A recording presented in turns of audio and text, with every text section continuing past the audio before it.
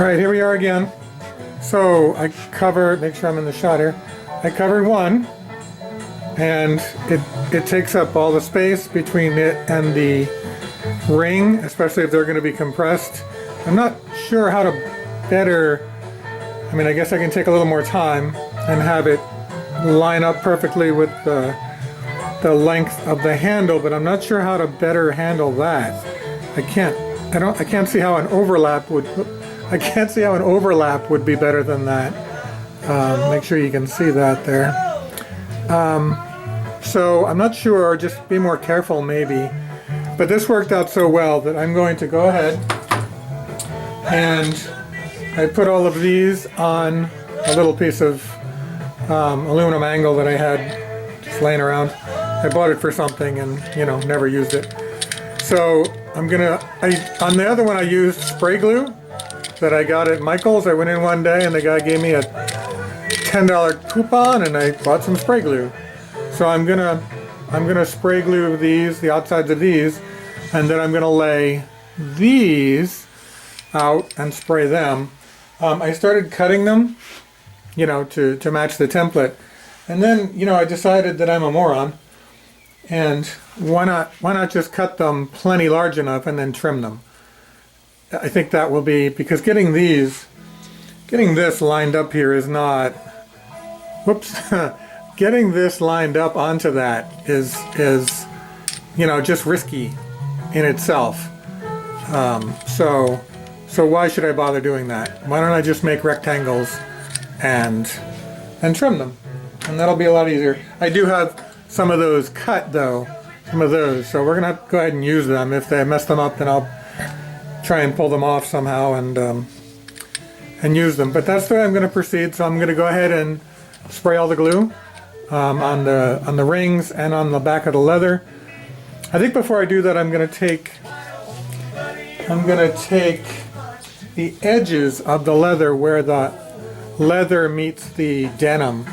And I think I'm going to take, we don't have a very good light here. I'm going to take this edge of the denim back. So the denim sits a little farther back than the leather. So the piece of denim is just a hair smaller than the leather on either side. And maybe that will help with the seam when they come together. So I'm going to trim those first, just a tiny bit. But otherwise, I really like that. I could probably do, you know, with just the leather without even the denim, because it's just even with the ring here. But anyway, I'm going to be happy with that.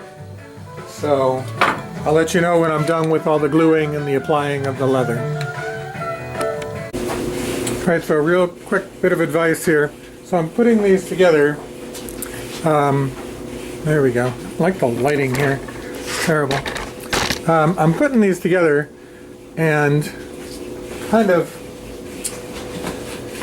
I'm going to pretend that that's one of them, because I don't want to do one here because I'll screw it up.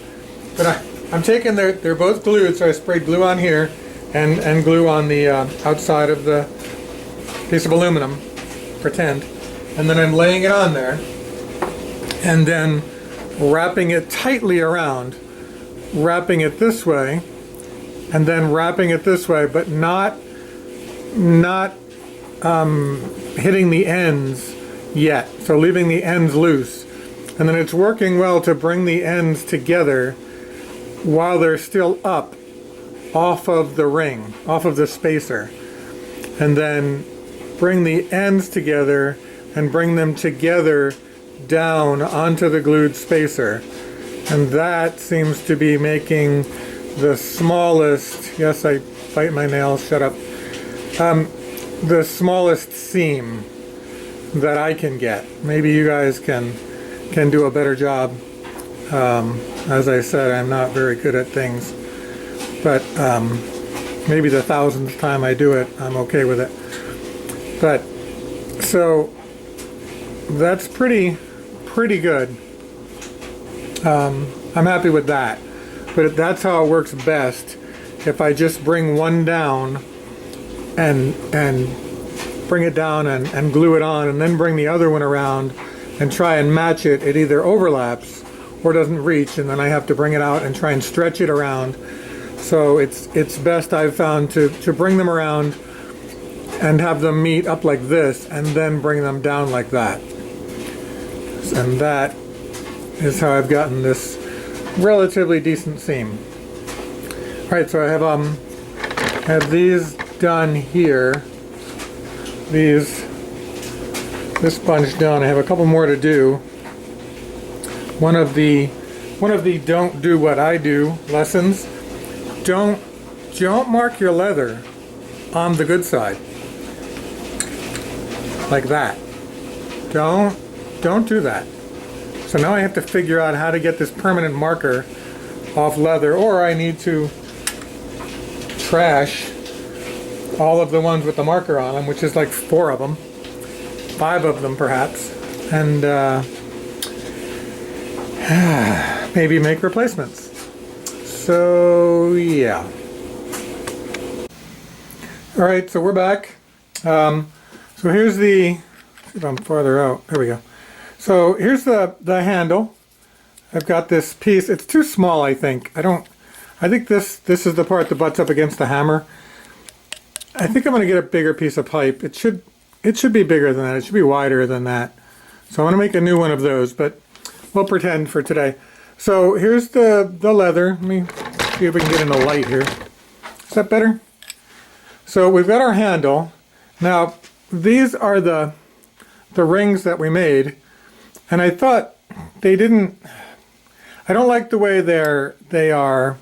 You know, there's some fixing here, so don't make fun of that yet. But and this is our first try. I don't like the way the leather sticks out farther than the rings. So I went out to the garage and I put some 1/8 inch TIG rod in the die, and I like that better. It still needs to be, some of them need to go through the die again, I think. But they're pretty close, and I think they'll do. They need to be welded, and they need to have the copper cleaned off. I think I'm getting some glare there, but I think they look better. I like the thicker look of them, and I like the fact that they come out as far as the leather.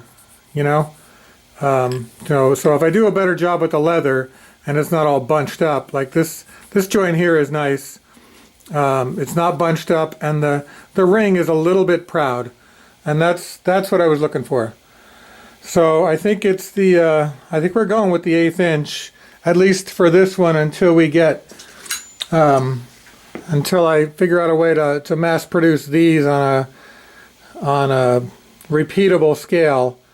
Then I don't know, and we'll go with these, I think, because I like this deep V a little better than this. Oh, yeah, then this shallower V, but I don't. These are tough to make because the aluminum is pretty thick. So anyway, there we go. So I'm going to move forward. I'm going to weld up some of these 1/8 inch ones, and then we'll clean up the copper, and we'll rebuild it with that, and we'll come back and see how it looks. All right, we're back. So I don't know where I left off, but I went and got some 1/8 inch filler rod, and I wrapped it around the 1/2 inch pipe, and I put it in the die, and then I welded it, and then I put it back in the die, and I like that better. I like the way it comes out to the level of the leather. However, I'm not happy at all with these seams. I'm not happy with their consistency. Like, there's a really good one, and there's a really crappy one, and there's 2 more little crappy ones. Also I made a couple of these. I made one of these for the bottom, and then I have, a couple more for the top where they're going to sit in there. Anyway, so here's what I'm going to do. Instead of, I think this is just too thick. And it's not pliable enough. Once I get the denim on there with the denim and the leather, it's not pliable. It's it's really thick. The denim likes to do this. If you can see that, it likes to, you know, feather off and strings coming off of it and crap. It's just, I don't know, it's hard to work with. So screw that. Here's what we're doing. I have so much leather because I bought these jackets at the thrift shop. So I have a ton. Where's my pen? Get that out of there. I have a ton of this here. Black leather from a jacket that I cut apart. So I've taken a piece of that and I cut it to fit, and it's much more pliable, and even that seam is much nicer. So now what I'm going to do is I made a template for that. So we already had that template, I think. The one we used before will work for that. And then instead of any denim or something, I'm just going to use this, and then I'm going to offset these seams. So I'm going to use just this leather on the outside, and there's a seam, so I'm going to offset the seam, and I've cut this extra large. Make sure we can see this. I've cut it extra large, so let's line up the points and everything, and then we can wrap around, and we'll just, instead of having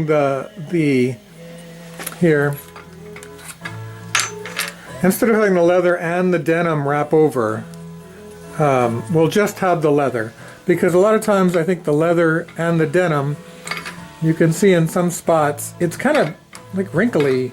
It bunches up. It's just too much. It's too thick. So we'll just have the leather. And let me get this on here so I can and I went hoping to hear one song and one song, not have this seam lined up. And they played it. Thank God. And my man Dickie Betts, right there, still in the band at the time, and there, ripping it. You're listening to Jam On. I'm Nick Massey. Up next, we have a band that's getting ready to come back. All right, and then we wrap it around. I know I'm off camera. All right, so here.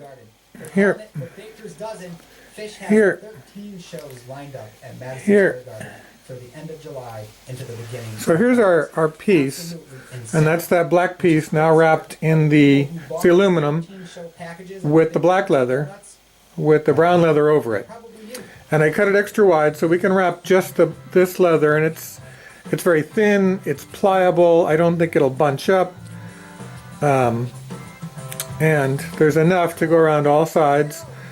And then instead of having this seam like that, I don't know, maybe I'll try that and just glue it. It's already pretty thin. But I think what I'm going to do is try and skive it. And I only have a little experience with skiving. I worked at a can factory up in Reading for a long time. Not a long time, a few years. And I had to replace some belts. And we had like a machine, a tool that helped us skive these 4 or 6 inch wide belts. You know, industrial conveyor belts, because they needed to be replaced every few months. But this is very different. This is I'm gonna have to, starting here and then back here, so this is gonna have to be shaved down, and it's already very thin. So I'm not sure how successful I'm gonna be with that. I may end up just doing this with an overlap and do it like that. I don't know. I think the overlap is going to be consistent, or inconsistent rather, and look like ass. You know, from this angle it looks great. From this one, not so good. So, and if I don't skive it, then there's this bump here, which I think is less of an issue than the seam. So maybe we'll try it both ways. But anyway, that's where we're going. Because I'm not happy with these seams here. I guess you can't see the one I'm pointing at, but I'm not happy with many of these. I don't think you would be either. And we certainly couldn't make this and sell it for any amount of money looking like that. I wouldn't be happy with that, selling that. So we're going to work on this. We're going to cut a few of these, try the skiving, and I'll come back and let you know how it's going. I'm very happy with these rings. And these things here. I have made enough to make a handle for the other hammer. So whatever works here, we'll just do 2, and we'll make make a second handle for the second hammer. Alright, I guess that's it for the moment. Alright, well, real quick, I realized that I don't have any knives sharp enough to skive. Skiving knives need to be really, really, really sharp. But I was able to just make a pretend skive here and a pretend skive here. So this one wraps around kind of tight, and then this one comes around. If I can get it without, there we go. And that might actually be okay. Like I bet glued down and with these fuzzies gone, I bet that'll be alright. You know, it's a pretty thin seam, even though my skiving is really poor.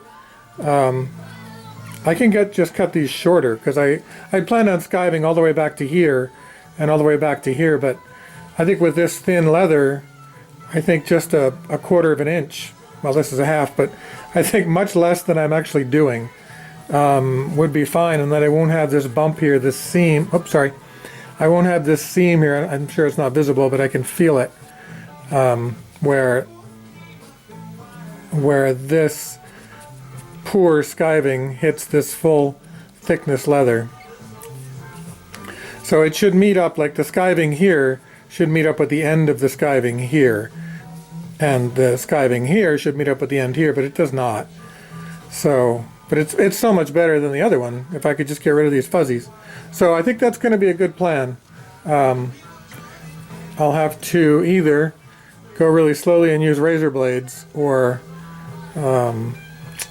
find, make, or borrow a skiving knife somehow. Alright. Alright, sorry, we're in the laundry room. Here's a little test piece. I think no one who has skived or knows how to skive will call what I did skiving. And I'm so much happier with that than what you saw back there. Trying to bring those two ends together was very difficult. And this, you know, I skived a little too much here and here on the bottom piece. If I didn't do that, I think that would look really good. So I would be happy with that. With a little better skiving maybe, and without these light discolored spaces, you know, so a straight line, a straight skived line, and yeah, I think that'll work out well. So I'm going to do a few of these and then get back to you.